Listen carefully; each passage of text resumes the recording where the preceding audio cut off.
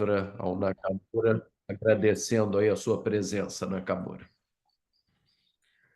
Obrigado, caro amigo Jorge. É uma honra, um prazer estar aqui para falar sobre esse tema importante, que é a hemorragia pós-parto. Pudemos fazer aí ao longo uma revisão também ao longo da última edição do Resendinho, né, que foi lançado esse ano.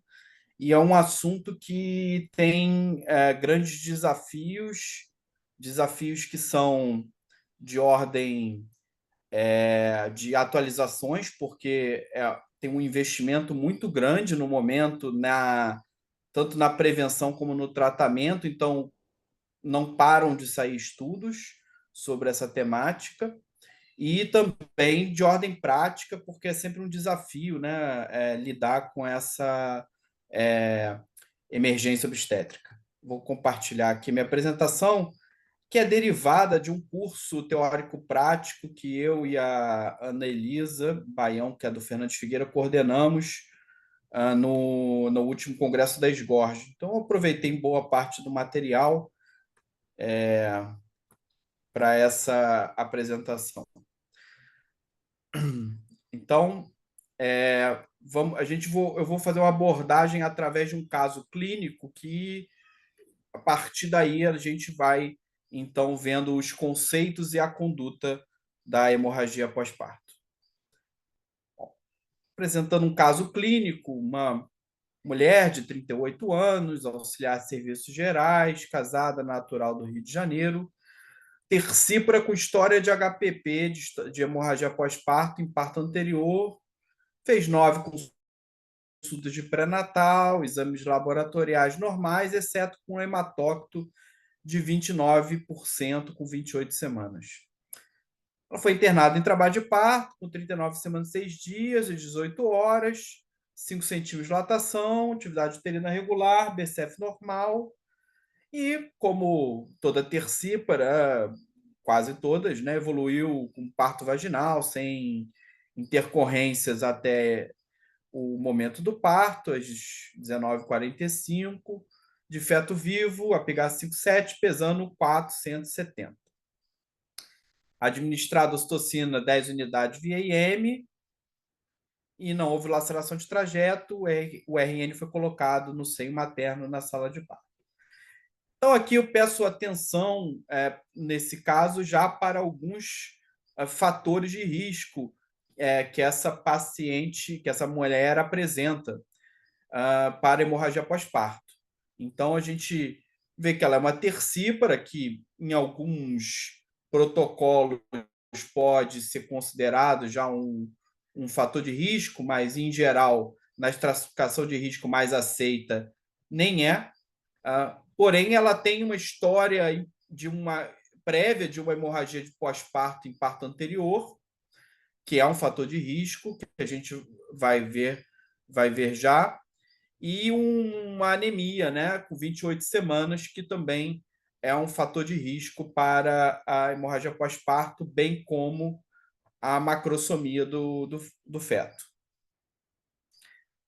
Às 20h30, essa puérpera já se encontrava no alojamento conjunto. Percebam que, então, menos de uma hora depois do nascimento, ela já se encontrava, um parto que não precisou de sutura de laceração, então ela foi rapidamente encaminhada ao alojamento conjunto, e aí a técnica de enfermagem avisa o obstetra que a paciente tem um sangramento. Ela está em decúbito dorsal, sudoreica, pálida, levemente agitada, e o lençol está encharcado e há gotejamento de sangue no chão. Uma informação importante que nos dá aqui já uma estimativa desse sangramento.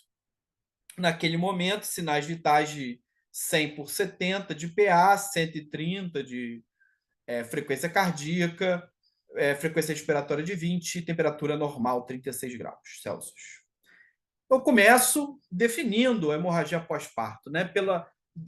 Já começamos aí com um problema, que as definições são diversas e variadas dependendo do consenso e da entidade que apresenta esse consenso. Então, aqui está a definição da OMS, que define hemorragia pós-parto no seu guideline de 2012 como a perda acima de 500 ml após parto vaginal ou cesárea em 24 horas. E hemorragia pós-parto grave como a perda maior que 1 litro em 24 horas.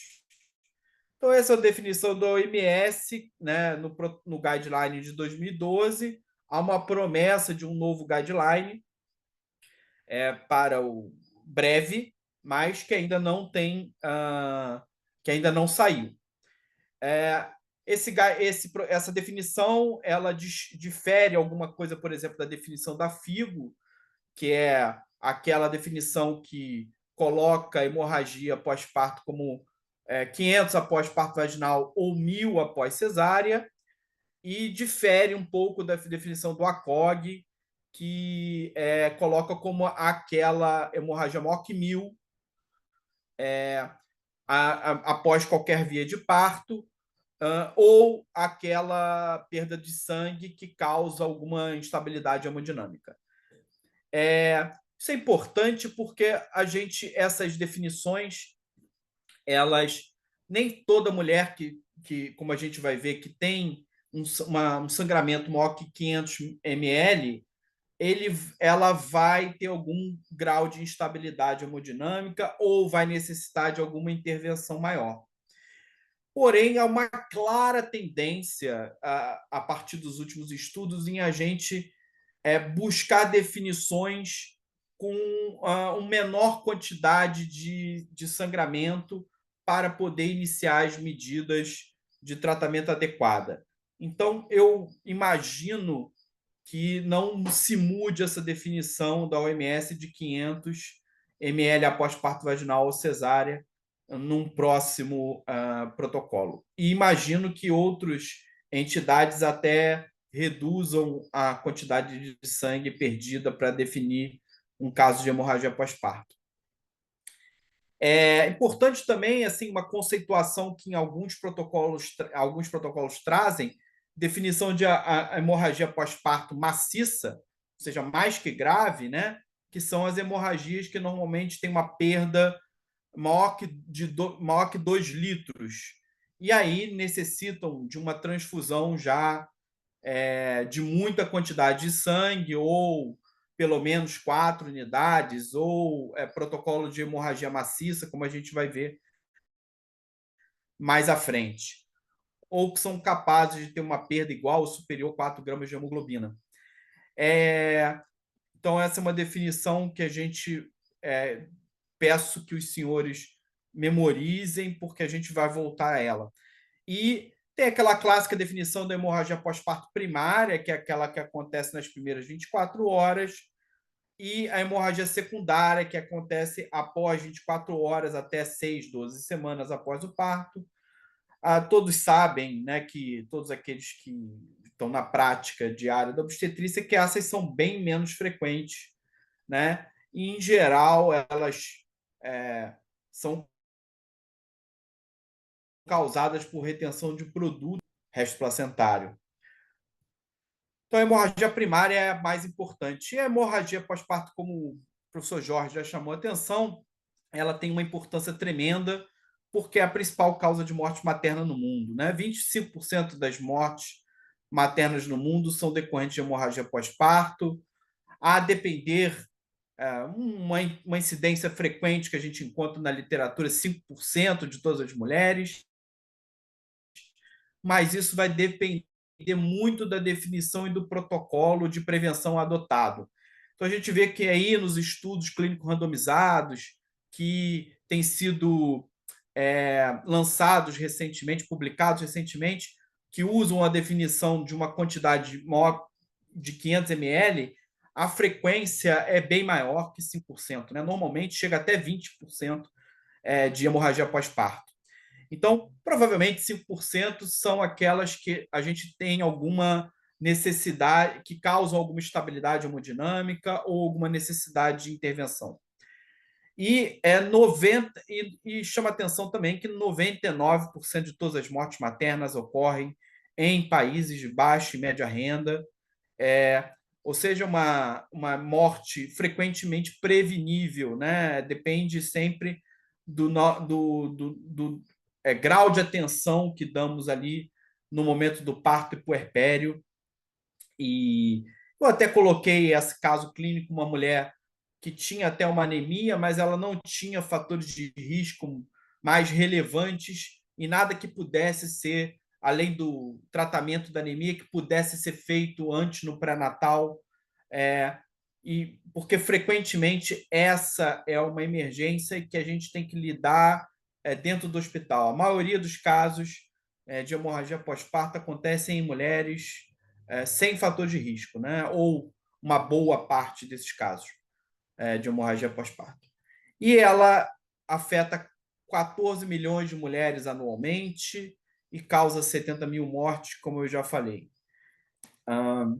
E a maioria das mortes por HPP pode ser evitada com a profilaxia adequada do terceiro período e o tratamento oportuno, que é o que nós nos dispomos a rever nessa aula. Revendo as causas, né? Então, as principais causas: atonia, a placenta retida, responsável por 10% dos casos, as lacerações, a ruptura ou inversão, que são chamadas causas traumáticas, que são responsáveis por 20%, e as coagulopatias, né? Que são herdadas do von Willebrand, por exemplo, que são a minoria dos casos. A maior parte dos casos é da atonia uterina e é o que nós nos dispomos a apresentar hoje, né, o fluxograma assim, do tratamento e da prevenção, ela se refere à principal causa de hemorragia pós-parto, que é a atonia uterina. O que nós podemos fazer antes que aconteça a hemorragia pós-parto, né? Primeira coisa, na admissão do hospital, uma estratificação de risco, né? Então, a gente tem aí propostas de estratificação de risco, né? Que visam, na verdade, você se preparar para a eventualidade de hemorragia pós-parto. O problema dessas estratégias de estratificação é que, como eu falei, boa parte dos casos de hemorragia pós-parto, se não a maior parte, acontece em mulheres sem fatores de risco. Mas, podendo prevenir, melhor remediar. Então, considerado baixo risco, ausência de cicatriz uterina, gravidez única, 3 vaginais prévios ou menos, ausência de distúrbio de coagulação e sem história prévia de HPP. Nesse caso, a gente mantém a vigilância do quarto período, manejo ativo do terceiro período, como a gente vai comentar, e estimular a presença do acompanhante para ajudar a detectar os sinais de alerta. Então, hemorragia e hipertensão, eu sempre digo isso, são emergências em que o acompanhante, e sepsis também, não deixa de ser, pode ajudar muito a gente, né? Ajudar na vigilância aqui da hemorragia, ajudar na vigilância da hipertensão dos sinais e sintomas e ajudar na presença de alterações, né, de cognição, por exemplo, que possam estar acontecendo num caso de sepsis ou de hemorragia. A estratificação o médio risco seria quem tem uma cesárea anterior ou cicatriz uterina prévia, pré-eclâmpsia com um quadro mais leve, hipertensão gestacional, casos de sobredistensão uterina, como é o caso, né? Ela teve um feto macrossômico, 4 partos vaginais ou mais, coriomielite, história prévia de atonia uterina, hemorragia obstétrica, mais um fator de risco que ela apresentava, obesidade, indução do parto. Nesse caso, o que deve ser feito de diferente? Recomenda-se que, além das medidas que já eram recomendadas por baixo, que são recomendadas para todas, que é o manejo ativo, observação rigorosa e estimular a presença do acompanhante, que a gente, então, tenha um hemograma e avaliar a presença já, desde o momento da internação, de um acesso venoso periférico para que, na eventualidade da hemorragia, isso facilite tanto a coleta de sangue quanto a instituição do tratamento que a gente vai ver já. Colher tipagem sanguínea também para o banco de sangue, agência transfusional, já ter a tipagem dessa paciente lá no banco de sangue, agência transfusional. E casos que são os mais que têm estratificação de risco que são considerados altos são presença de 2 ou mais fatores de médio risco. No caso da nossa paciente, ela tinha 2 fatores de médio risco, que era a macrosomia e a história de HPP anterior, mas a gente vai ver que ela tem um de alto risco também, que é o hematócrito inferior a 30%, se somado a algum fator de risco, né? Pré-eclâmpsia grave, quando a placenta é prévia ou de secreção baixa, se tem plaquetopenia, sangramento ativo à admissão, se ela tem uma coagulopatia, uso anticoagulante, o DPP, se já tem uma detecção de acretismo, esses são considerados casos de alto risco. Então, além das medidas anteriores, a gente ainda vai fazer uma prova cruzada e uma reserva de sangue para essa paciente. Então, no caso, era recomendado que a nossa paciente tivesse um acesso venoso, uma tipagem sanguínea, uma prova cruzada com uma reserva de sangue já para ela, para alguma eventualidade de hemorragia pós-parto. Isso é facilitar o tratamento e agilizar o tratamento. E como a gente faz a prevenção, né?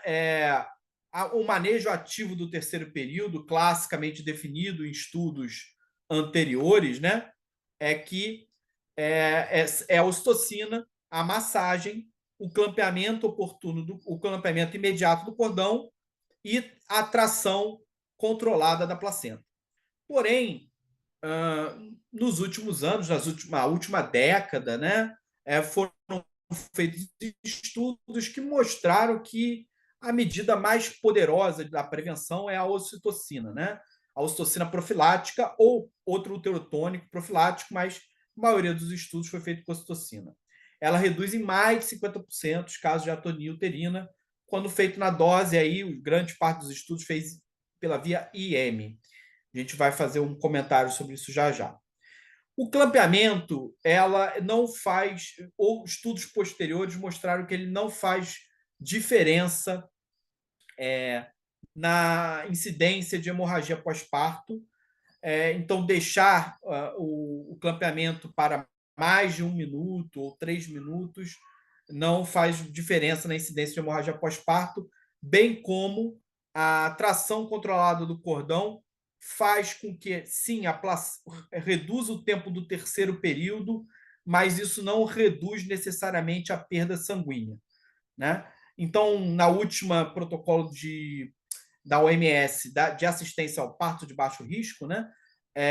Fala-se que deve ser feito só em locais em que há profissional treinado para realização da tração controlada, porque sempre, como eu digo, há o risco da tração virar descontrolada e isso provocar uma inversão uterina. A massagem ela é importante também para a detecção da atonia uterina. Então, ela não precisa ser vigorosa, uma massagem a cada 15 minutos, uma verificação do tônus, com uma massagem suave a cada 15 minutos, isso é recomendado pelo menos na primeira hora, mas deve ser estimulado que continue sendo feito nas primeiras 2 horas após a saída da placenta. Então, para a tração não virar descontrolada, a gente tem uma manobra adequada a ser feita, que é a manobra de Brent Andrews, né? Então, é uma medida que, ainda que não haja assim, uma recomendação formalíssima de ser feito universalmente, porque não faz diferença na incidência de hemorragia pós-parto, naqueles casos em que você está identificando um sangramento de maior monta, né? Sim, isso é uma recomendação para que você, então, intervenha e dequite a placenta mais rapidamente. E aí a gente deve empurrar o útero, né, fazendo essa pressão suprapúbica para cima, e não fazer uma pressão fúndica no útero para a placenta sair mais rápido. Porque a gente, com essa manobra, empurrando a placenta, o útero para cima, a gente evita que o útero venha junto com a tração. A OMS diz que qualquer uma dessas drogas ela é recomendada, né? A ocitocina, a carbetocina, o misoprostol, a ergometrina ou a razão fixa de dose, ocitocina e ergometrina, para profilaxia pós-parto. Porém, a gente tem visto ser muito utilizado a carbetocina em contextos até de tratamento, e aqui eu já venho dizer que carbetocina ainda não tem efetividade comprovada, não tem estudo clínico randomizado para tratamento. Ele tem para prevenção, e realmente o estudo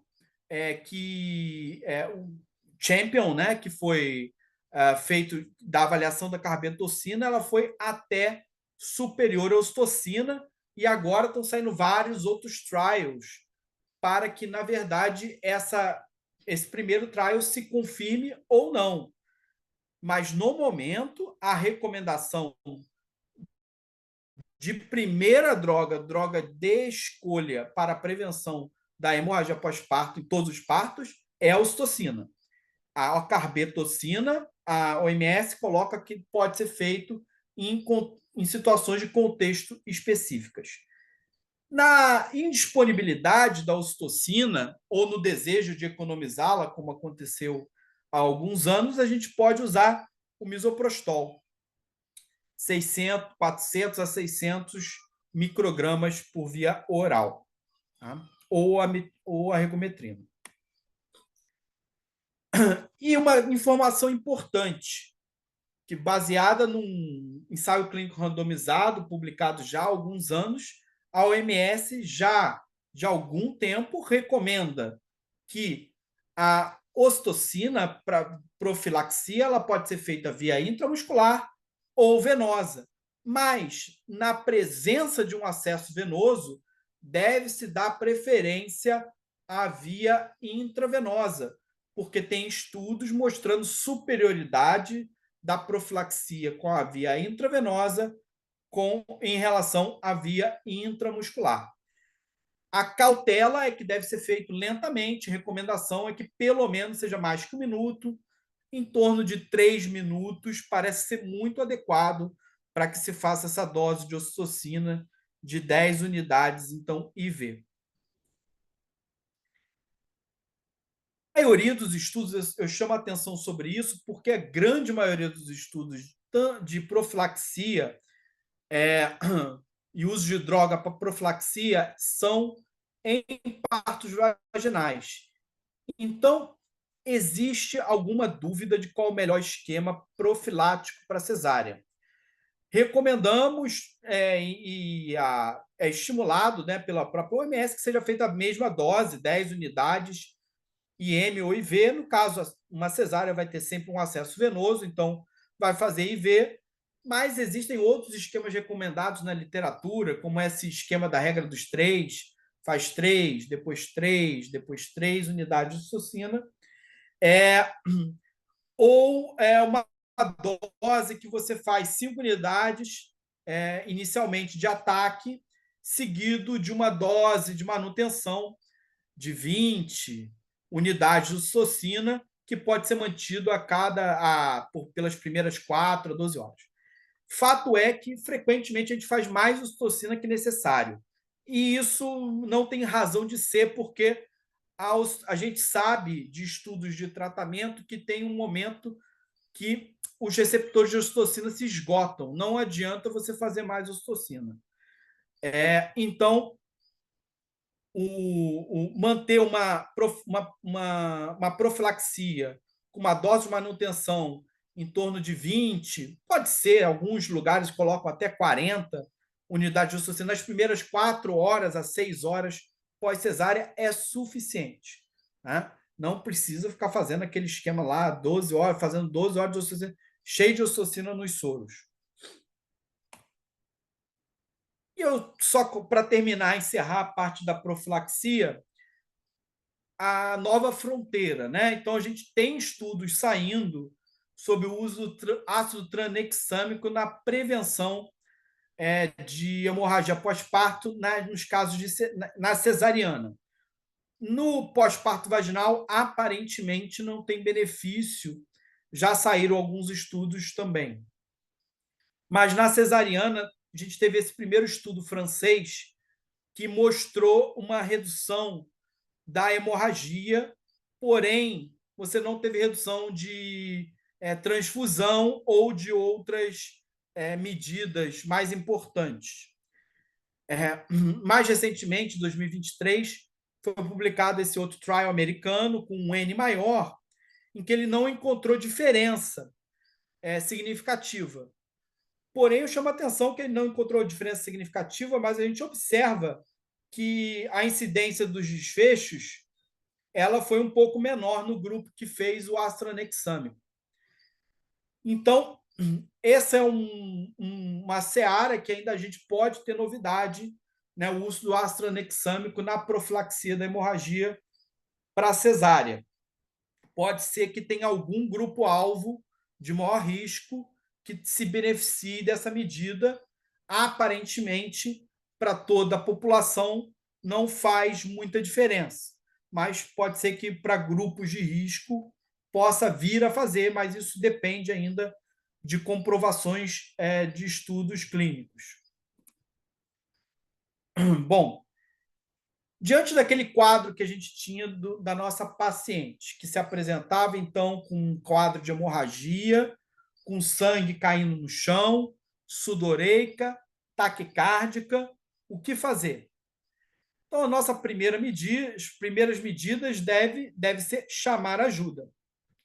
Em qualquer situação emergencial, a gente deve chamar ajuda e aí é recomendado que os hospitais treinem a equipe para aquele time de resposta rápida, né? Idealmente, 1 a 2 médicos obstetras, um enfermeiro obstetra, um técnico de enfermagem. E no caso da hemorragia, é muito importante que tenha uma pessoa registrando o tempo em que as medidas foram feitas e para que você possa controlar isso e a resposta dessas medidas ao longo do tempo. Iniciar imediatamente a massagem uterina. Alguns protocolos colocam fazer a manobra de compressão uterina, que é a manobra de Hamilton, né? Ela pode ser assim exagerada num primeiro momento para uma parte dos casos, mas certamente para casos mais de hemorragia mais vultosa, ela pode ser realmente a primeira medida que se lance mão. Mas certamente iniciar a massagem uterina para tanto fazer o diagnóstico da atonia como a própria massagem é a medida inicial do tratamento. Providenciar 2 acessos venosos calibrosos. Oxigênio terapia. Isso é muito importante, como a gente vai chamar atenção já. Aquecer a paciente. Tá? Então, frequentemente, a gente vê o contrário. Ligam os ar-condicionados, né? Porque naquela situação de emergencial, você começa a transpirar. Mas aí a gente tem que ver o problema do paciente, não o problema do profissional. Elevar o membro inferior. Quantificar a perda sanguínea, seja através de estimativa visual, pesagem de compressa ou coletores. Vamos fazer um comentário sobre isso já. Providenciar a drenagem vesical contínua. Então, esvaziar a bexiga. Muitas vezes a bexiga cheia é a que está impedindo o útero de contrair. Então, é uma medida importante que seja feita ali nos passos iniciais. Claro que se tem uma paciente que está hipotensa, chocada, claro que a sua primeira medida vai ser, na verdade, tentar fazer reposição volêmica, né? E tudo mais. Você vai acelerar esse passo, mas é importante que a drenagem vesical contínua esteja ali né, na cabeça como uma das medidas iniciais que devem ser feitas. E monitorar paciente, né, quanto à frequência cardíaca, pressão, temperatura corporal, saturação de oxigênio, e calcular o índice de choque, né, que é a frequência cardíaca sobre a pressão sistólica. No caso da nossa paciente, ela tinha 100 de sistólica e ela tinha 130 de frequência cardíaca, ela tinha um índice de choque de 1,3, que a gente vai ver que é alterado. Por que essas medidas iniciais de fazer oxigênio e aquecer a paciente são importantes? Para evitar a tríade da morte, a tríade letal, que é hipotermia, coagulopatia e acidose, né? A hemorragia vai levar a uma hiperperfusão sanguínea, uma hiperperfusão dos tecidos.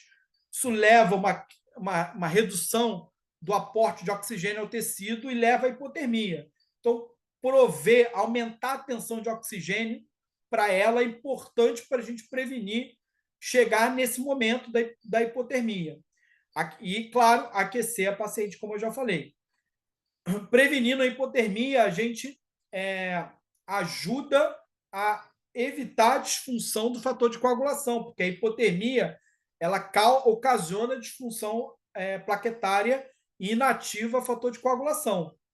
E chegar, né, e também aumentar a tensão de oxigênio nos tecidos é importante para evitar que você tenha maior produção de lactato, inativação de fatores de pH que vão levar à acidose metabólica.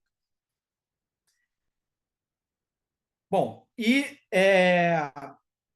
a quantificação é muito importante, né? A gente tem, claro, a gente pode lançar mão da estimativa visual, mas a gente já sabe, já tem estudos mostrando que ela é ruim, né?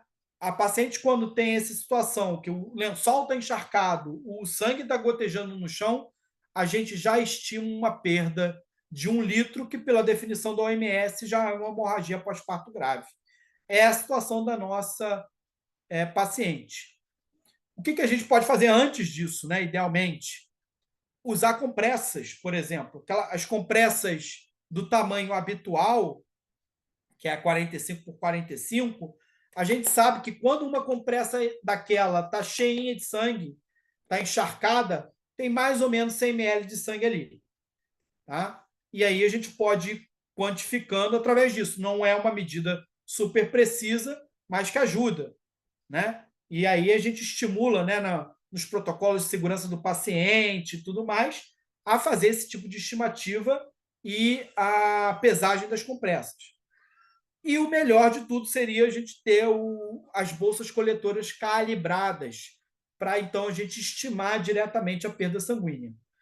Essas bolsas elas devem ser colocadas imediatamente após o parto, né, para poder captar todo o sangue que está saindo, evitar a coleta de líquido amniótico ainda, mas captar todo o sangue que está saindo já no terceiro período.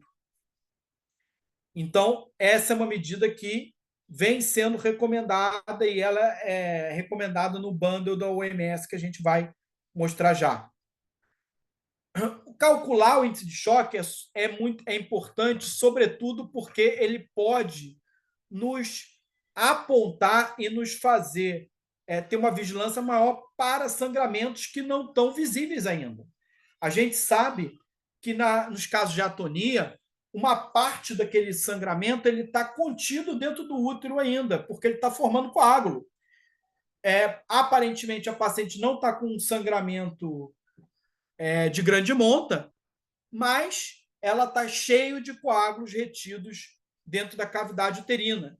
E aí a gente vê os sinais vitais começarem a se alterar, né? A frequência cardíaca subir um pouco, a pressão a arterial sistólica cair um pouco. E isso vai alterar já o índice de choque. E a gente sabe que o índice de choque, quando maior que 0,9, ele tem uma ótima especificidade para detecção de casos de hemorragia grave ou que vão necessitar de transfusão. Porém, a sua sensibilidade é baixa, né?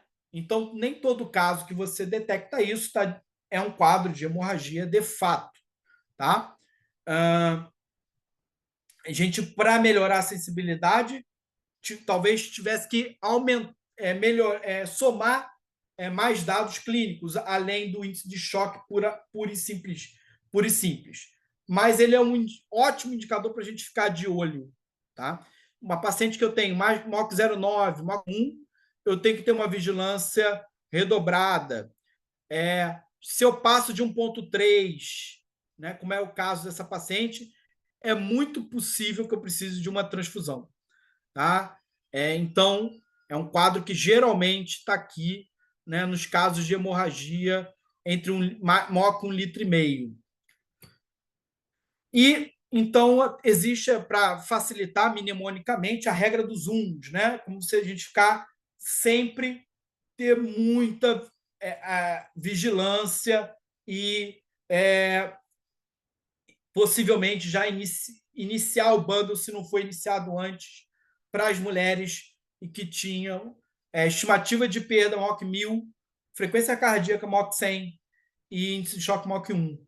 Então, a frequência cardíaca também isoladamente, também é um indicador que tem boa especificidade para detectar casos de hemorragia pós-parto grave, mas baixa sensibilidade.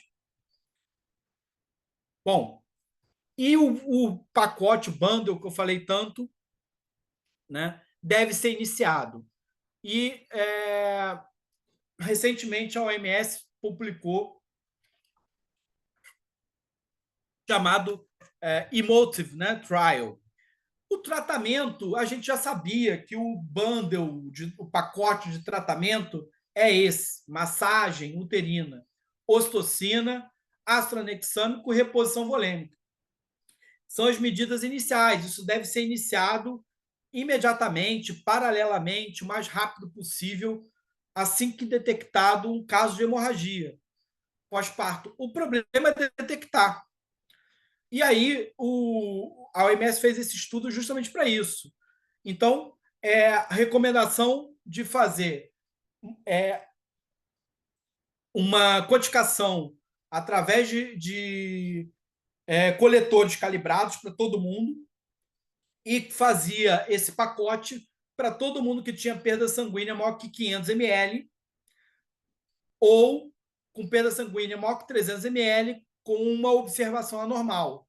Se tinha taquicardia ou tinha uma redução da PA sistólica ou tinha útero hipotônico ou tinha um fluxo vaginal aumentado, sanguíneo aumentado ou expulsão de coágulo grande. Nesses casos, mesmo com uma perda inferior à definição da hemorragia, pós-parto propriamente dita, já se iniciava esse pacote, mostrando clara tendência, então, da gente tratar precocemente, né? Mesmo sem ter alterações hemodinâmicas da paciente. E o que são as outras medidas, né? Esvaziar a bexiga, remover coágulo, checar o trajeto, se a placenta está completa e progredir com outras necessárias se o hemorragia não cessar. Então, a partir do Emotive Trial, né, nós criamos aqui o D-motivo, né? Então, lembrando a música do Tim Maia, né, D-motivo, o Tim Maia cantava para não ir embora, para ir embora. A gente quer D-motivo para não ir embora, para ela não ir embora, para não te perder. Tá? Então, lembrar, detecção precoce, massagem, ocitocina, ácido tranexâmico e reposição volêmica. O ácido tranexâmico, né, a gente vai fazer na dose de 1 grama, né, uma dose inicial, a gente vai ver que pode ser repetido depois. Reposição volêmica, ponto importante, muito discutido na literatura. Hoje em dia, a clara tendência é a gente restringir a reposição de cristalóide. Então, a gente pode ir fazendo pode fazendo infusão de 500 ml de solução cristalóide.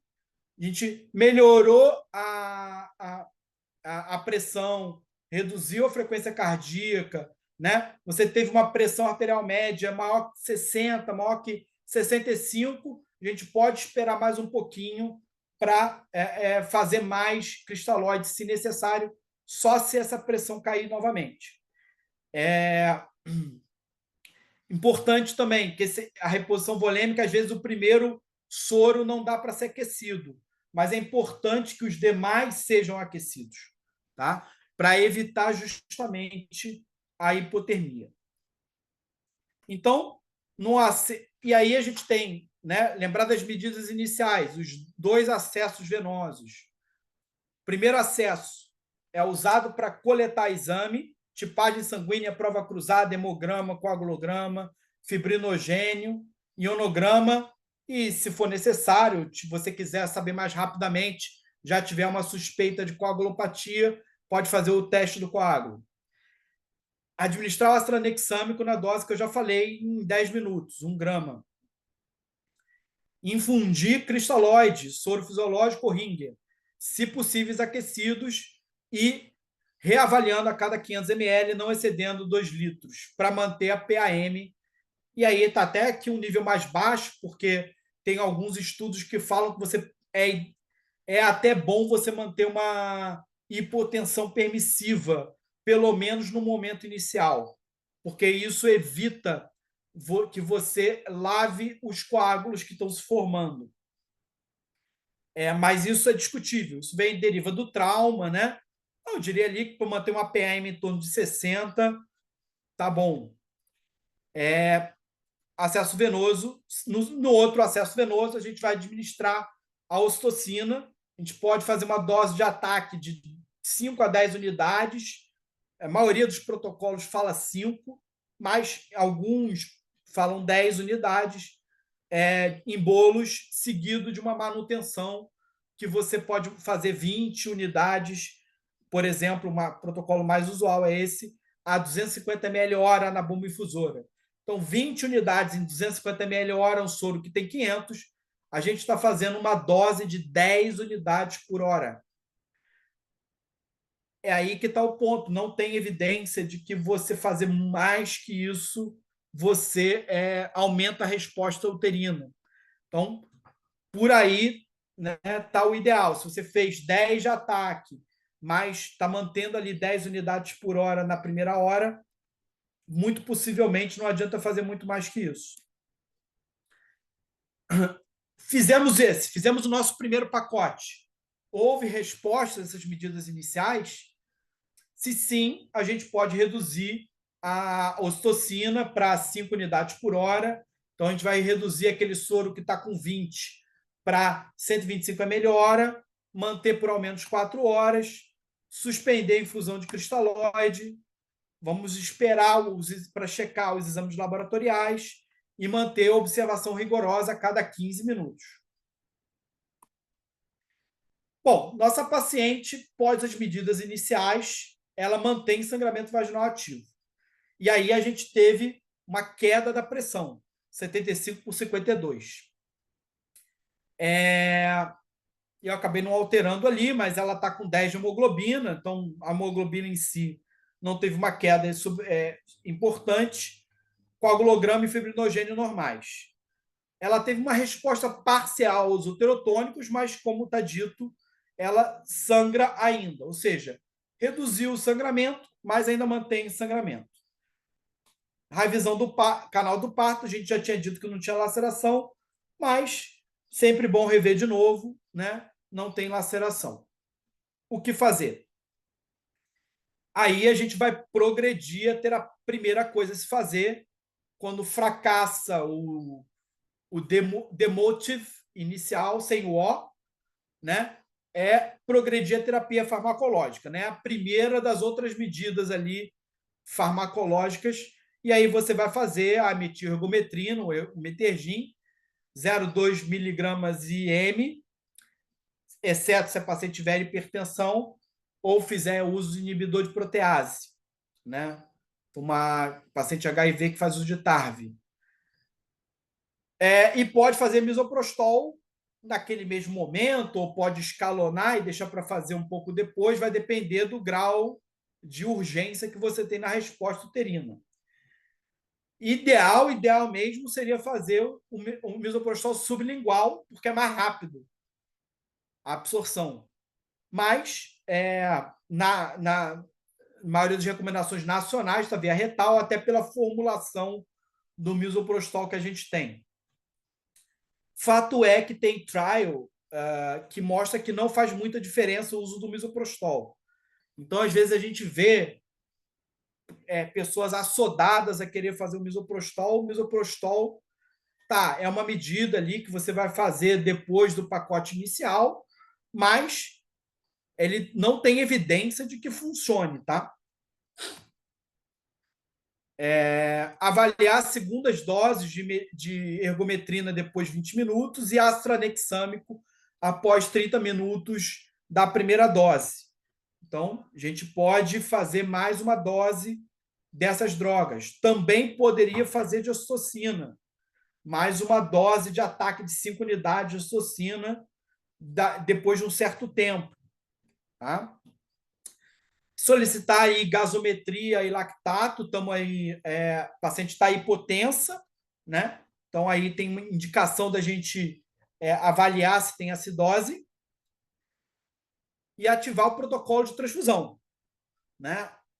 Isso é fundamental. O que a medida mais importante que a gente viu nos últimos anos, a partir do momento que esses protocolos de trauma passaram a ser usados na hemorragia obstétrica, é que a gente não tem que esperar ou não tem que se guiar em exame laboratorial para iniciar a transfusão.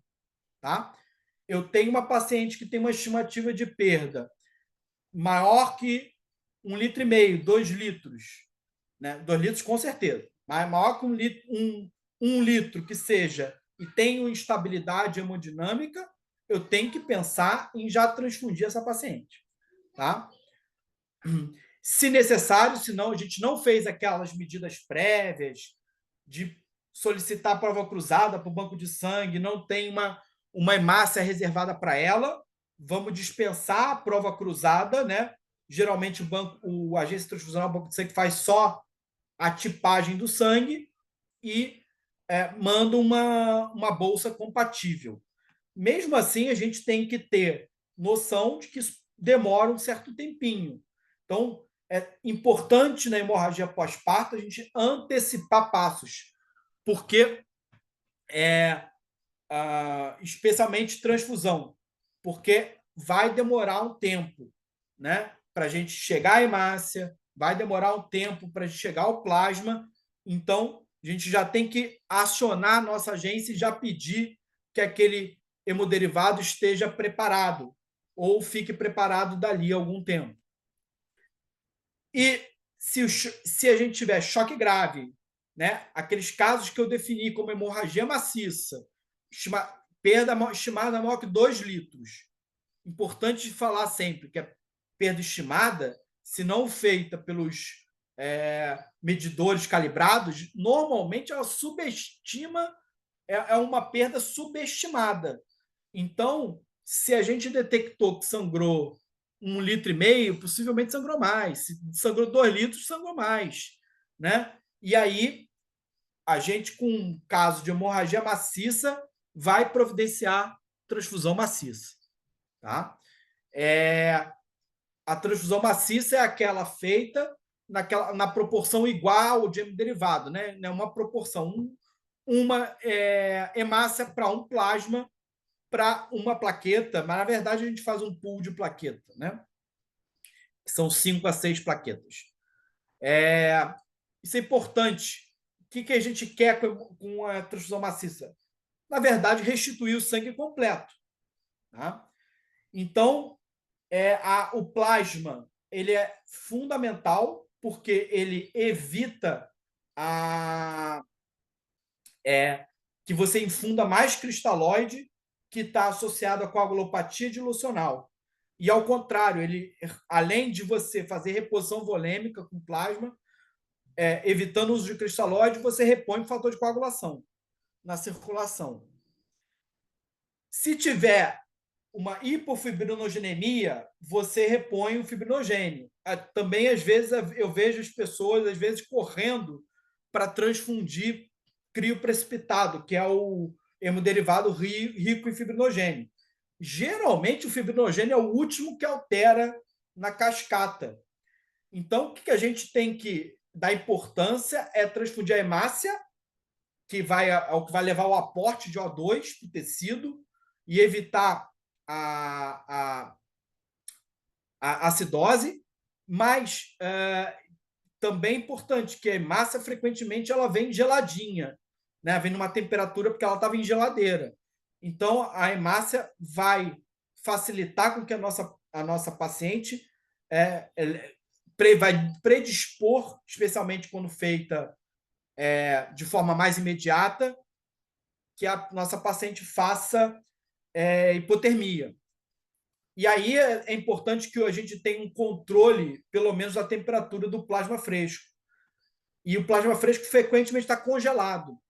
E para ter um controle do plasma fresco, ou a gente tem que ter um controle do banho-maria para descongelar o plasma, ou você ter o descongelador de plasma, que é uma maquininha que eu recomendo que todas as agências transfusionais obstétricas tenham, né? Porque ela descongela o plasma em 30 minutos e com temperatura controlada. Então, vai te dar o plasma lá a 36 graus. Né? E se a paciente mantém sangramento e eu não quero que ela sangre mais, eu preciso fazer alguma coisa. E aí eu vou lançar mão das chamadas medidas contemporizadoras, que no caso da atonia, a melhor é a manobra de Hamilton, né? E manter ela de forma contínua até a estabilização. Então, a manobra de Hamilton é compressão bimanual do útero, em que a minha intenção é manter o útero contraído, reduzir essa perda sanguínea ou evitar essa perda sanguínea até que as medidas que eu estou tomando se concretizem. Transfundir, fazer mais uterotônico e tudo mais. Providenciar, né, as medidas seguintes, né, que são balão, cirurgia, se for o caso de progredir para isso. Tá? Qual é a manobra alternativa à manobra de Hamilton? É a compressão aórtica. Né? Então, a compressão aórtica ela é uma medida contemporizadora também para evitar mais perda sanguínea. Só que ela é mais difícil de fazer, especialmente se a paciente é obesa e tudo mais. Mas, por exemplo, para casos de laceração de trajeto, não adianta fazer compressão bimanual do útero. Teria que fazer compressão aórtica. Então, está aqui os meus hemoderivados, né? Então, a gente vai transfundir a hemácia, o plasma, né? O plasma ele é rico em fator de coagulação, né? E a plaqueta, um pool de plaqueta normalmente contém 5 a 6 plaquetas. Não adianta eu fazer mais que isso, a não ser que eu já tenha uma estimativa de perda do sangue completo, o sangue que eu transfundi, tá? Por isso que a plaqueta tem que ser o último. De preferência, depois que você consegue estabilizar o sangramento. Primeiro, porque também ela demora para cair. Segundo, porque é o produto transfusional de mais difícil obtenção. Cada plaquetinha, né, é um doador. E eu preciso de 5, 6 para essa paciente. Tá? Então, ou um produto de aférese, né, de plaqueta. Né, também mas aí é mais raro a gente ter. E o crioprecipitado eu vou repor na dose de 1 unidade por quilo em geral, e aí você vai fazer normalmente 7 a 10 unidades, aí, que é o peso médio, está indicado quando o fibrinogênio está menor que 200, tá? Ou quando você faz transfusão maciça. Isso aqui é fundamental. E eu vejo que muitos dos erros da condução de hemorragia pós-parto estão aqui. Quando a gente tem metas para essas pacientes com hemorragia pós-parto, A gente tem que manter a hemoglobina dela maior que 8, ou o hematócrito maior que 21, 24. A plaqueta maior que 50.000. A protrombina menor que 1,5, né? Ou o fator o TAP menor que 1,5 e o fibrinogênio maior que 200. Frequentemente, quando eu chego aqui numa hemoglobina de 6 ou 6,5, o paciente parou de sangrar, já querem parar a transfusão de hemácia. Ficam com medo do trale, etc. Tal, tal. Gente, o paciente sangrou, ela precisa de mais aporte de oxigênio para o tecido dela do que seria recomendado para uma outra paciente, né? No estado normal, que não tenha tido um choque, tá? Que vai estar com toda a resposta endócrino-metabólica. Então, ela precisa de mais hemoglobina circulante na circulação dela. Até porque, eu não sei, mas ela pode, se eu mantive o útero dela, ela possivelmente ainda vai continuar sangrando quantidades menores. Então, eu tenho que ter uma meta de ter uma hemoglobina mais alta. Tá? Para terminar, tive resposta das minhas medidas secundárias? Mais uma vez, sim. Posso reduzir a infusão de ocitocina, manter por ao menos 4 horas, suspender a infusão cristalóide, continuar transfusão conforme a estimativa de perda. Então, você vai se guiar pela perda. Sangrou ali em torno de 1 litro e tudo mais, você vai manter o quê? Cada hemoglobina, cada hemácia aumenta a hemoglobina em 1 ponto, né, em 1 grama. Então, você vai fazendo. O exame laboratorial serve muito para você pautar essa continuidade, quanto você vai continuar de transfusão, para tentar chegar ali, né, mais ou menos no volume de perda que a paciente teve. Checar os exames laboratoriais, mais uma vez, e corrigir a acidose se necessário. Então, aqui, o paciente já chocou, eu posso ter que corrigir a acidose, né, com bicarbonato. Manter observação rigorosa a cada 15 minutos. Bom, e aí a paciente continuou sangrando. Não teve resposta adequada das medidas secundárias. O que eu posso fazer? Balão intrauterino. É uma medida, foi feito para essa paciente. Foi inserido o balão. No balão foi coletado 120 ml de sangue no coletor. E após 2 unidades de hemácia, a paciente continuava hipotensa taquicárdica.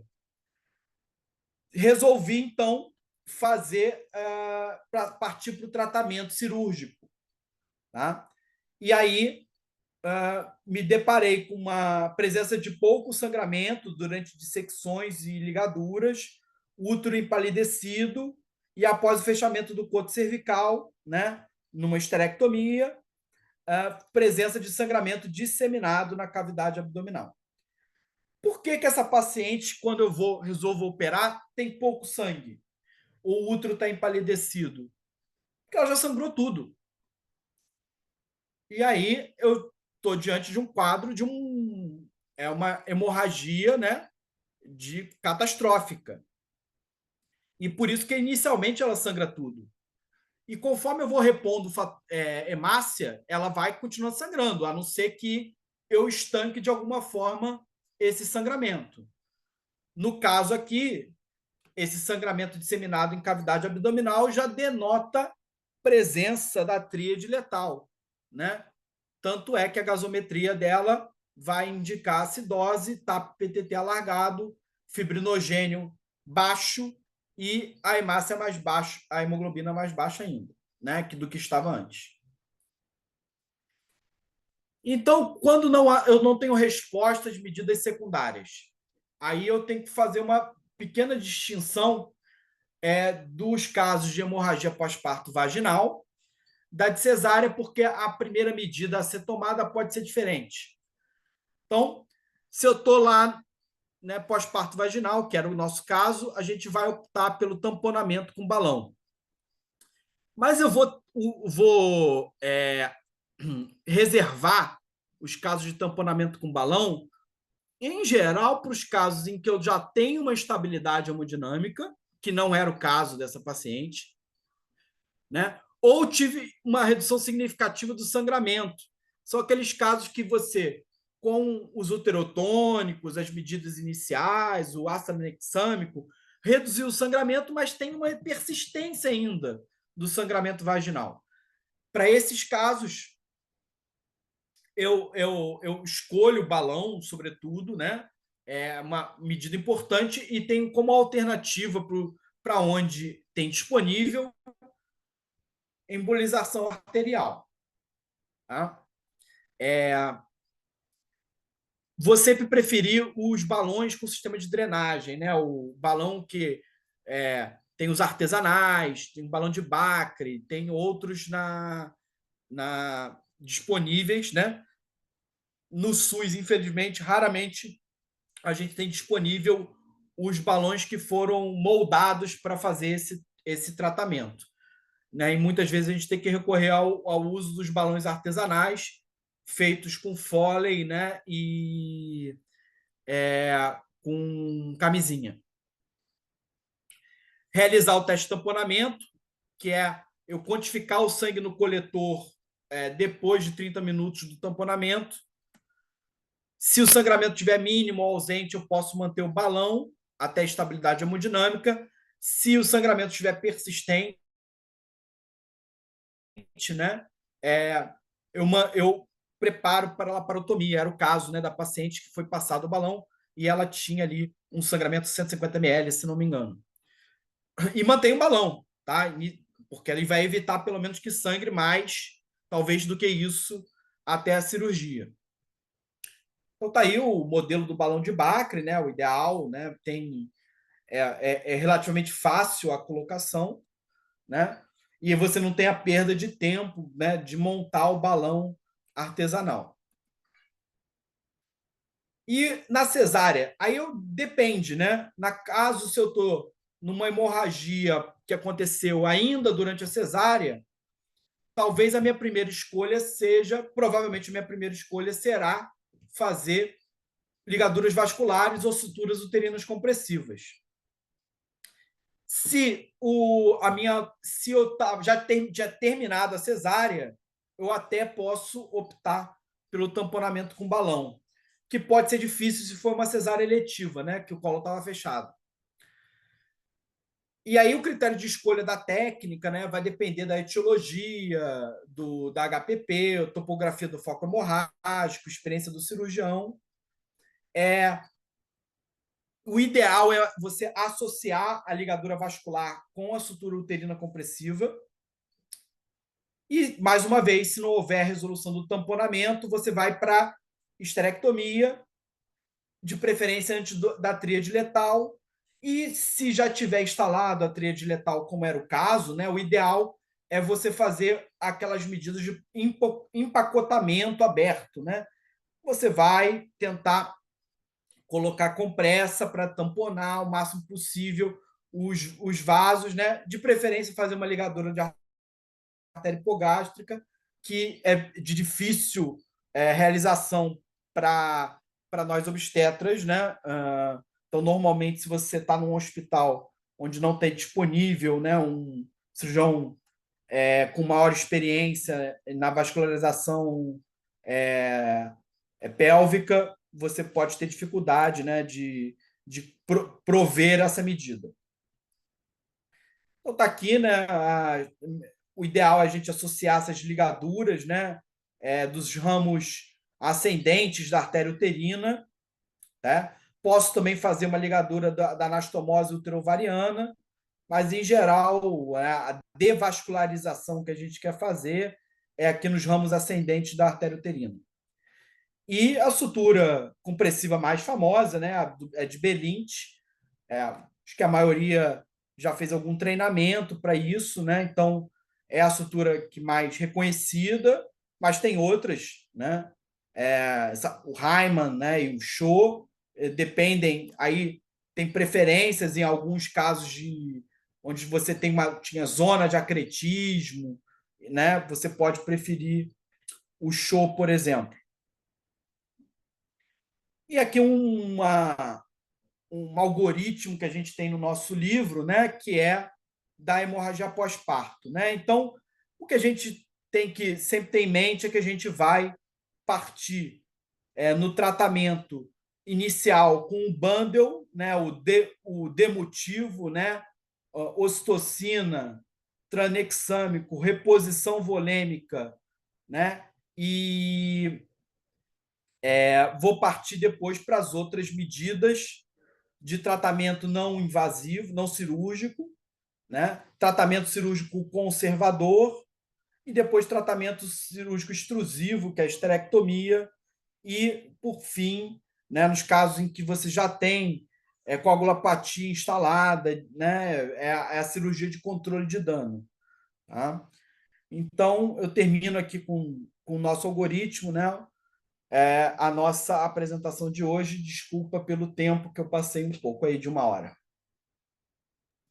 Obrigado, Nakamura. Se você puder, isso, tira o compartilhamento e a palavra está franqueada aí. Agradeço. Você teve aí 55 pessoas no pico da apresentação, que foi um espetáculo, Nakamura. A tua apresentação foi ótima, um tema, como a gente salientou no início, da maior importância e que faz parte do treinamento aí de todo mundo que se presta a uma boa assistência obstétrica. Então, quem quiser fazer comentários, perguntas, a palavra está franqueada.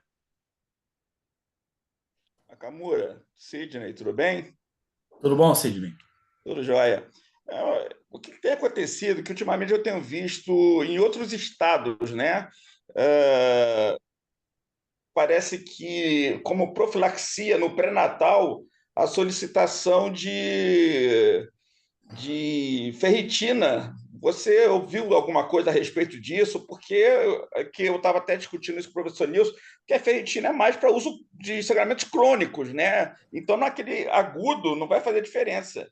E aí, os obstetras de Minas, principalmente, eles passam para fazer a reposição de ferro venoso quando a ferritina está muito baixa. Alguma coisa? Não, isso está na moda. É. Está na moda e eu, assim, tem que falar isso, né? Mas tem gente ganhando dinheiro, né? Com isso. Uhum. Então, sempre tem um interesse por trás dessas modas. Então, é... então as pessoas estão cobrando R$ 1.000 para fazer no consultório, ferro Sim. venoso. Então, assim, nenhuma. A gente sabe, né? Ferritina não tem protocolo nenhum para investigação, até porque a gente nem sabe o parâmetro normal de uma gestante com ferritina. A gente sabe que cai, É. mas sei lá qual é o mínimo. O que é importante a gente ater a hemoglobina, né? Que tem parâmetros bem definidos ali. A gente manter maior que 11, né? Uhum. 10,5, alguns protocolos segundo trimestre, mas porque tem aquela queda fisiológica e tal. Mas ali naquele momento pré-parto, o ideal é estar acima de 11. Claro que se você não atingiu isso, você pode recorrer ao tratamento com ferro venoso, porque frequentemente ajuda, né? Mas o hemograma para a gente guiar no basta, né? Normalmente o hemograma, CHM, etc. Perfeito. Muito obrigado, meu amigo. Temos aqui no chat um elogio da Fátima Penso, que nos honra aqui com a presença, do Alberto Borges e da Fatumata, Tainá, enfim, todo mundo te elogiando aqui, Nakamura. Comentários, perguntas? Nakamura, faltou você cantar a música do Tim Maia, porque você botou aquela figura que eu adorei, de motivo, e faltou cantar, que é um mnemônico da melhor qualidade. Eu adorei esse Eu já demo. estava perdendo a voz, aí por isso que eu É, nem né? tentei cantar. Se não, da próxima você canta pra gente, Nakamura.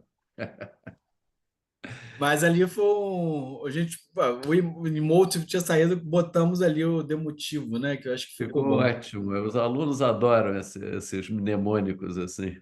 É. Ele tinha, Bom, antes tinha um mnemônico que era bom também, que era morte, né? aham. Então era massagem, ocitocina, reposição volêmica e tranexâmico.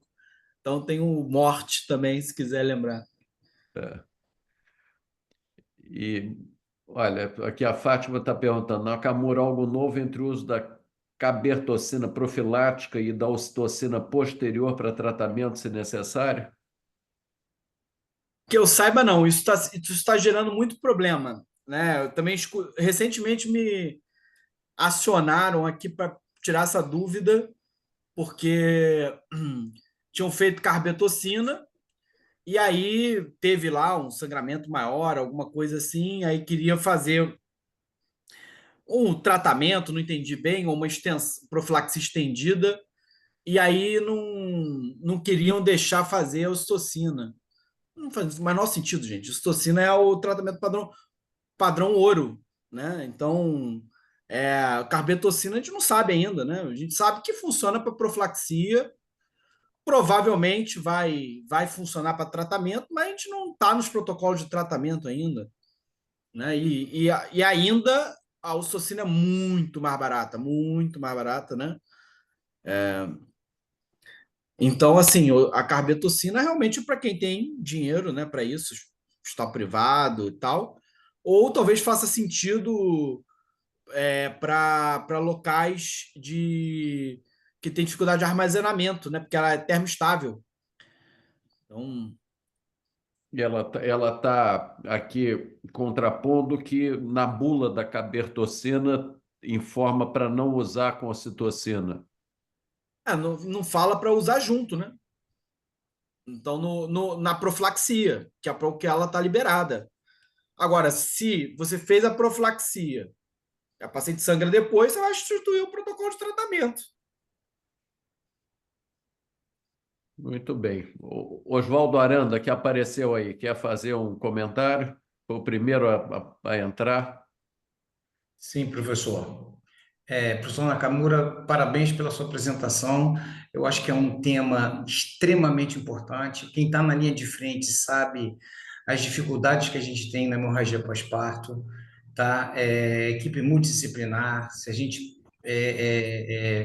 perder um tempo, a gente perde o paciente, né? E você falou sobre a profilaxia, né? Então, a CLAP, ela recomenda o uso de ocitocina, 10 unidades intramuscular, a partir do momento que se desprende a cabeça, desprende o ombro, ou quando sai a placenta, enfim, manobra de Brady Anderson, que é a tração controlada do cordão é algo que é muito interessante, mas tem que ter um treinamento em serviço, né? Eu acho que os residentes aqui presentes, eles têm que ser treinados em relação a isso. E em relação à citocina, como é que a gente faz? Quando sai a cabeça, quando sai o ombro, quando sai a placenta, o que você acha? Classicamente, quando sai o ombro anterior, né? Que foi aqueles estudos mais clássicos do manejo ativo do terceiro período. É, vários estudos mantêm fazendo isso, ou assim que sai o bebê, né? Eu sempre achei, assim, o negócio é fazer, né? Com alguma brevidade, né? Também. E eu acho que o fazer, eu me lembro que quando a gente aprendi, né? A gente botava ocitocina para todo mundo, né? Lá na internação. Aí a mulher já estava com ocitocina. Aí o que a gente fazia? Aumentava só o soro, muitas vezes na profilaxia. E aí a gente vê como que aquilo estava errado. Porque aquele soro que está lá vai demorar. Ficava lá, a mulher pegava o bebê, dobra o acesso, a ocitocina vai entrar 1 hora depois, né? Então o negócio é fazer rápido. A seguridade da via muscular ali você já está fazendo, já começar, tem algum efeito do depósito, mas a vantagem do fazer o intravenoso é o rápido. Tem uma coisa que eu sempre brigo com o anestesista em cesárea, que é isso, né? Eles botam um soro inteiro para botar ocitocina ali depois que sai o bebê, né? Aquilo até correr vai demorar. Se for aquele gel com 20, então assim, tem que fazer com pouca quantidade de soro. O negócio é fazer ocitocina e fazer com a maior brevidade possível.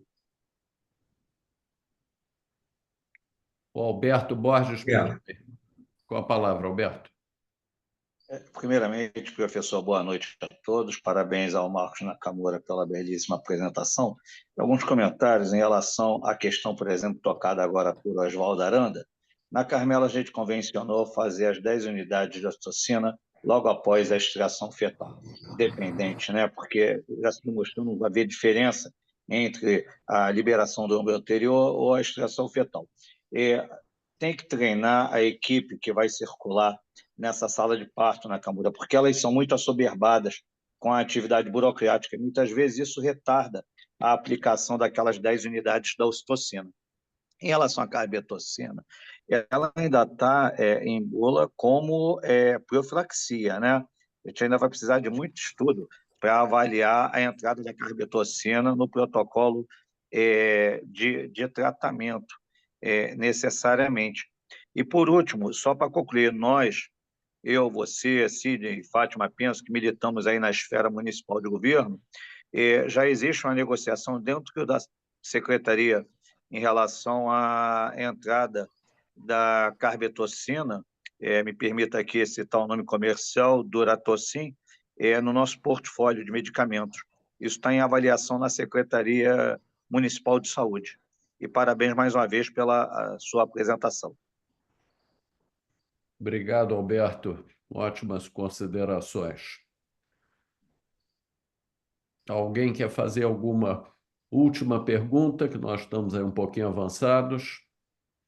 Então, Nakamura, queria novamente te agradecer, foi ótimo, e dar aqui uma boa notícia para todos, que seguindo um conselho que vocês deram semanas atrás, eu criei um canal do YouTube, onde essas aulas agora também ficarão disponíveis para consulta posterior.